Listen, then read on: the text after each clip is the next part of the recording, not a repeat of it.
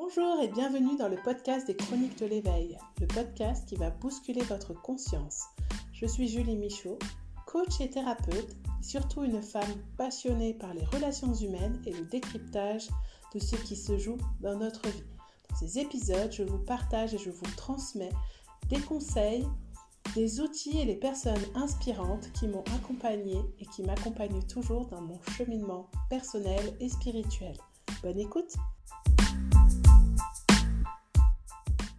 Bonjour à toutes et à tous. Aujourd'hui, nous allons parler du lien.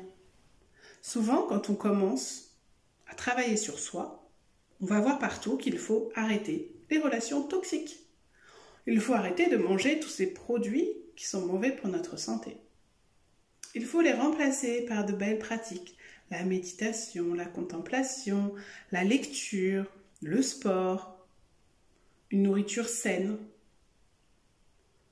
Et pourtant, ce n'est pas aussi facile. Qui n'a jamais eu envie, qui n'a jamais été obsédé par le fait de rappeler son ex après tout le mal qu'il vous avait fait?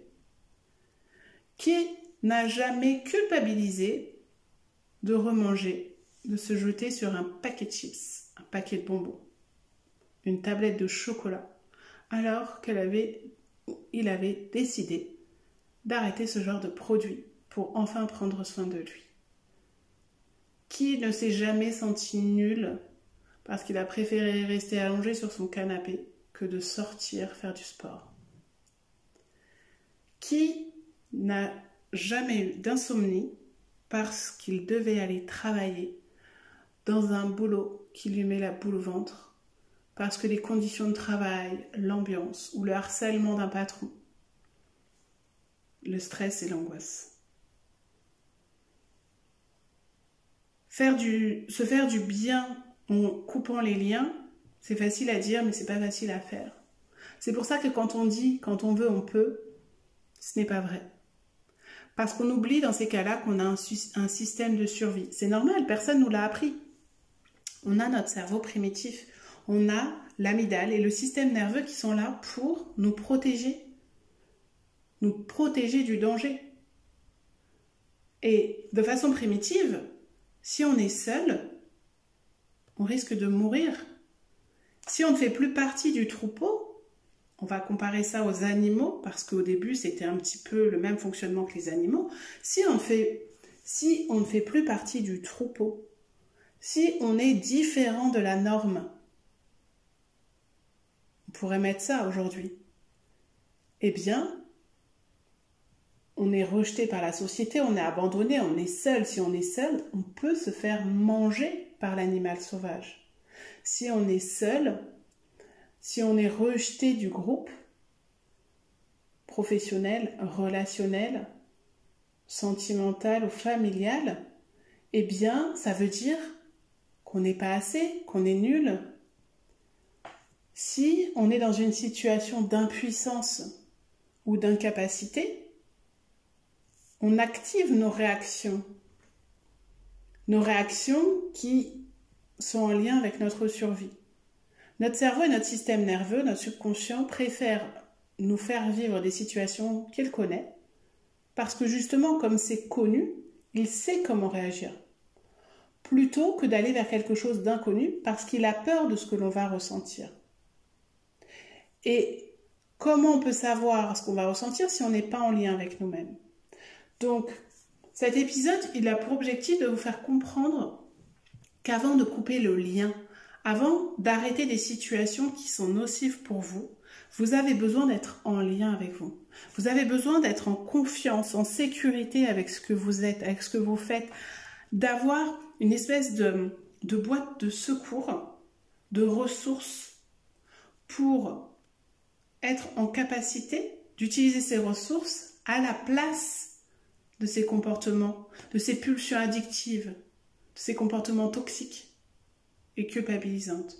Parce que le problème, c'est que si vous coupez le lien et que vous culpabilisez, parce que vous n'arrivez pas à couper le lien, parce que vous retombez dans des schémas répétitifs qui font que vous vous réfugiez encore dans l'alcool, la drogue, le sexe, le jeu, la nourriture, le sucre, les réseaux sociaux, le développement personnel. Parce que de méditer à tout prix pour essayer de devenir quelqu'un de mieux, pour essayer d'oublier votre ex, pour essayer de trouver votre mission de vie, c'est aussi un moyen de survie, un moyen de fuir ce que vous ressentez et ce que vous êtes. Alors si vous voulez changer de vie, si vous voulez enfin vous réaliser en étant simplement vous-même, vous avez besoin bien sûr de vous libérer de ces personnes qui vous empoisonnent la vie, de ne plus consommer ces produits qui empoisonnent votre corps, de cet environnement qui empoisonne vos pensées, votre esprit, votre bien-être, votre santé mentale. Mais pour pouvoir le faire, il faut que vous puissiez vous connecter à vous pour savoir ce que vous recherchez à ressentir, quels besoins vous voulez nourrir quand vous avez ces comportements qui vous font du mal et que vous avez depuis des années. S'ils sont là, c'est parce qu'à un moment donné, étant enfant, vous n'aviez pas la conscience, au moment d'une situation, de vous dire que ce que l'on vous a fait subir, ce que l'on vous a fait traverser, n'est pas lié à vous, la valeur de ce que vous êtes, mais lié à l'histoire de la personne.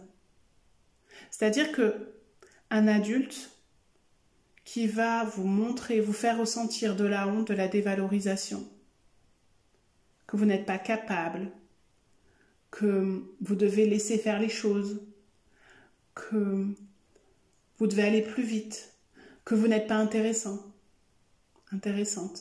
eh bien, c'est ce ressenti-là qui va vous coller à la peau, qui va coller à votre subconscient et qui fait que vous allez vous saboter dans tout ce que vous allez entreprendre. Parce qu'il y a une partie blessée en vous, dans l'enfance, qui va venir toujours vous rappeler « Mais pourquoi ? Pourquoi est-ce que tu penses que tu devrais faire le métier de tes rêves alors qu'en réalité, tu n'es pas capable, tu es inutile. Si jamais tu n'y arrives pas, on va se moquer de toi, tu vas encore être humilié. » Vous n'avez pas besoin de connaître exactement le traumatisme à l'origine de ce besoin que vous avez au moment où vous vous jetez sur votre paquet de chips, au moment où vous infligez une vie qui ne correspond pas à ce qui est juste pour vous. Vous avez besoin simplement d'être connecté à ce que vous ressentez à ce moment-là. Donc, avant de vouloir couper le lien, vous avez besoin de vous relier à la sécurité, à la confiance à l'intérieur de vous. Pour cela, vous avez besoin d'apprendre à réguler votre système nerveux. Vous avez besoin d'observer quand vous êtes en réaction, quand vous avez besoin de vous réfugier dans ces comportements de pulsions addictives, toxiques, vous pouvez mettre tous les mots que vous voulez.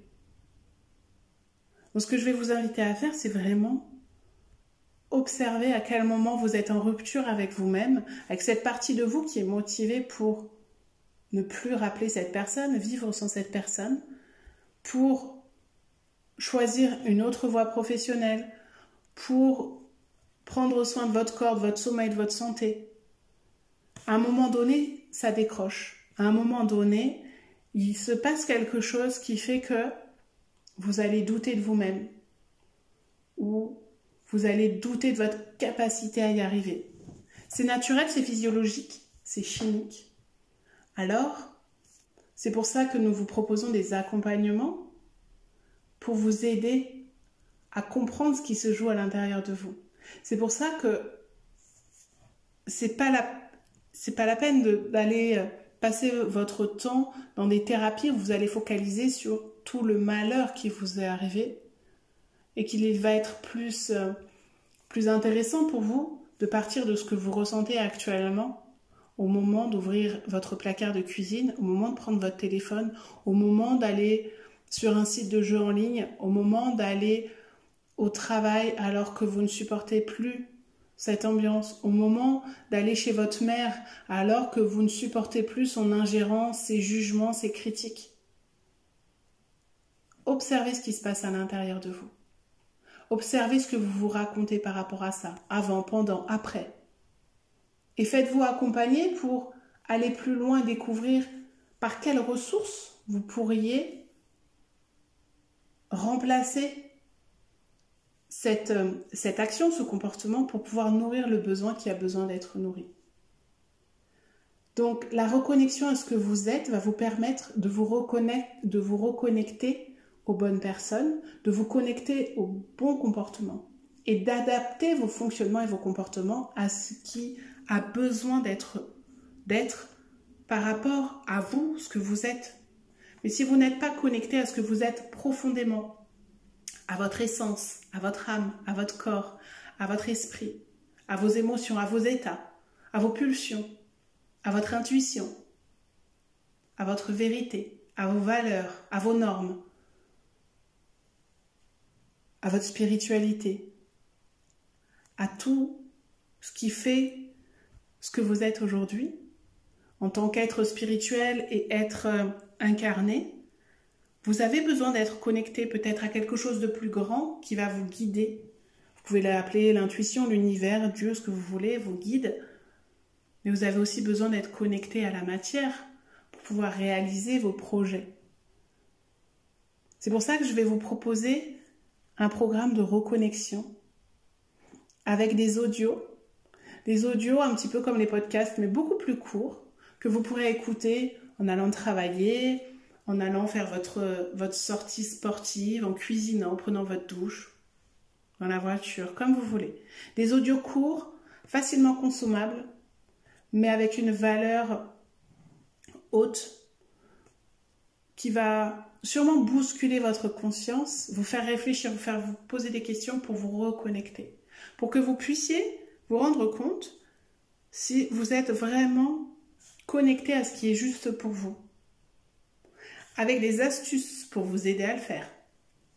Ce n'est ni un programme d'accompagnement, ni un programme de formation. C'est plutôt une façon de bousculer et d'éveiller vos consciences récurrentes.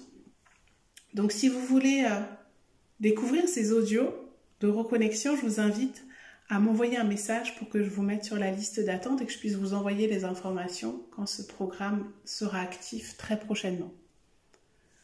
Je voulais vraiment vous parler de cette notion de reconnexion pour que vous compreniez qu'avant de faire les petits bonhommes allumettes, avant de visualiser que vous coupez des liens avec ces personnes toxiques ou ces situations, vous avez besoin de rassurer ce subconscient à l'intérieur de vous. Vous avez besoin de dire à votre ego, votre mental, votre cerveau, tout va bien, je sais où je vais. Parce qu'aujourd'hui, je sais que si j'ai besoin de douceur, je vais pouvoir aller faire une balade à cheval.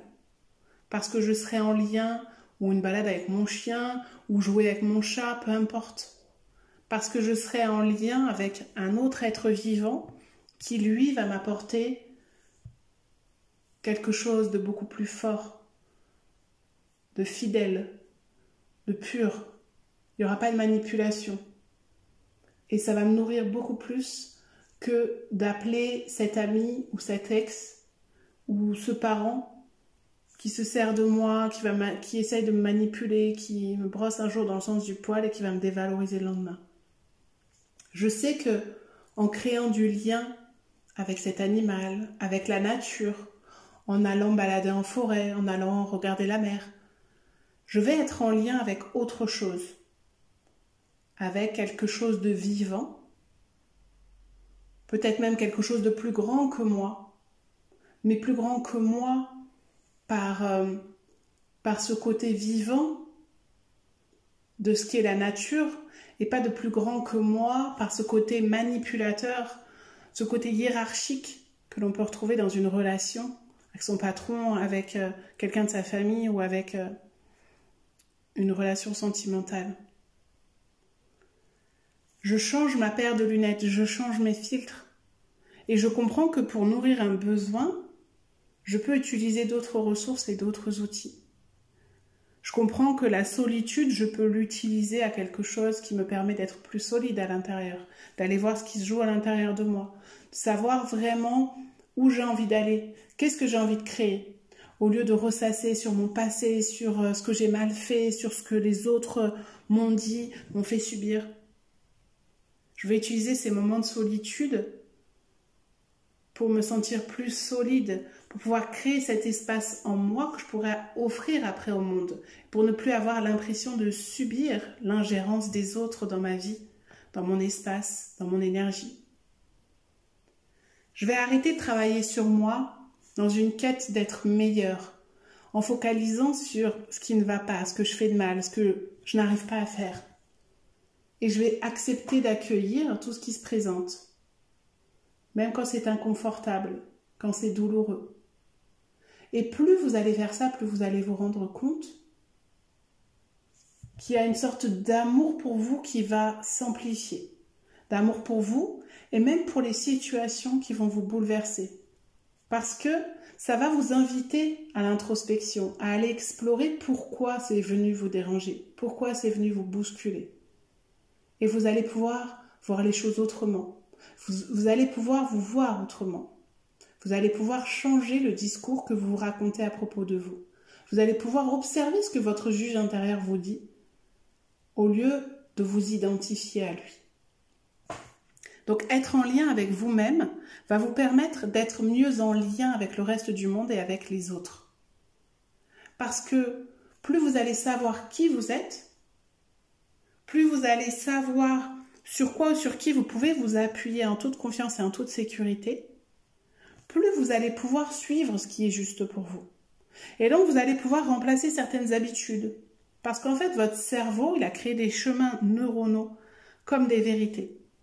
Donc automatiquement, sans réfléchir, c'est plus facile pour lui de répéter des choses qu'il a l'habitude de faire ou de vivre. Donc vous allez pouvoir remplacer la cigarette du matin par un verre d'eau chaude. Pas pour vous dire, c'est mieux, il faut que je fasse ça. J'ai lu partout qu'il fallait boire un verre d'eau chaude le matin. Mais parce que la sensation à l'intérieur de vous va être plus agréable. Peut-être que vous allez constater, parce que vous avez pris l'habitude de noter ce que vous ressentez, qu'après un repas bien gras, vous aviez plus de mal à travailler, vous étiez fatigué, vous aviez un coup de barre, vous étiez plus énervé, vous étiez moins patiente le soir avec vos enfants, qu'avec un repas plus équilibré, plus léger.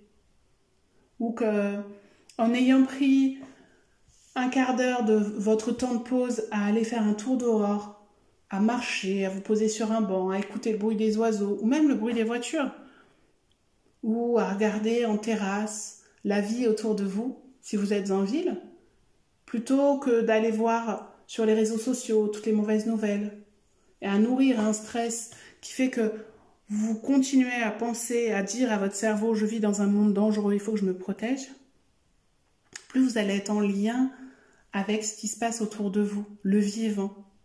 Le rire, le regard d'un enfant, les gestes d'amour qui sont autour de vous, plus vous allez pouvoir vous nourrir d'autres choses. Et ça va vous faire du bien, ça va augmenter votre vitalité. Plus vous allez être conscient des petits cadeaux de la vie, la place qui se libère au moment où vous arrivez à votre rendez-vous. Cette personne qui vous tient la porte ou qui va vous donner une information qui va vous faire gagner du temps. Cette rentrée d'argent qui n'était pas prévue.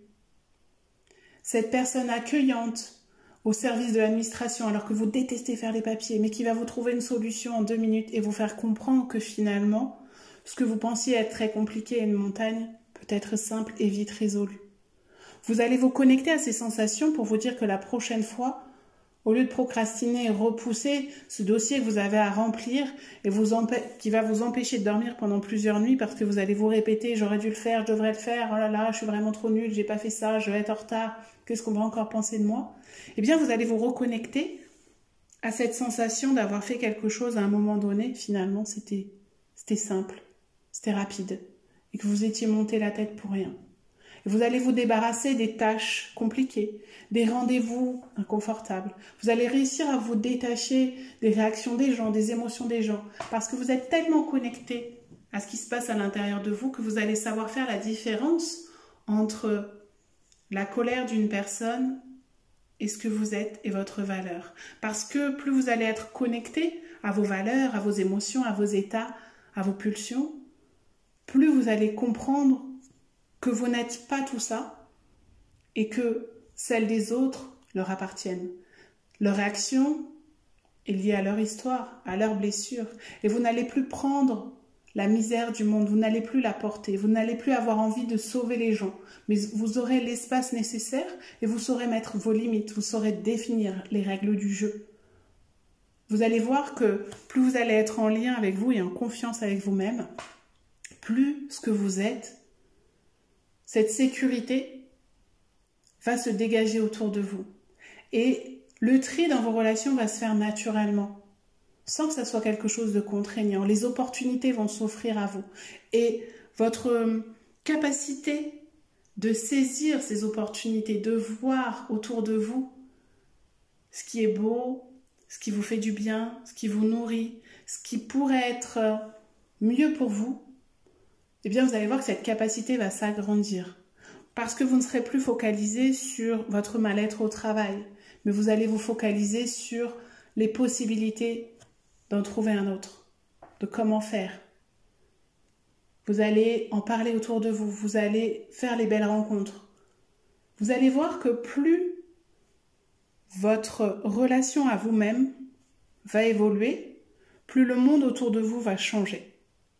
Mais ce n'est pas en commençant par focaliser sur ce qui ne va pas et ce que vous devez éliminer à tout prix avec des injonctions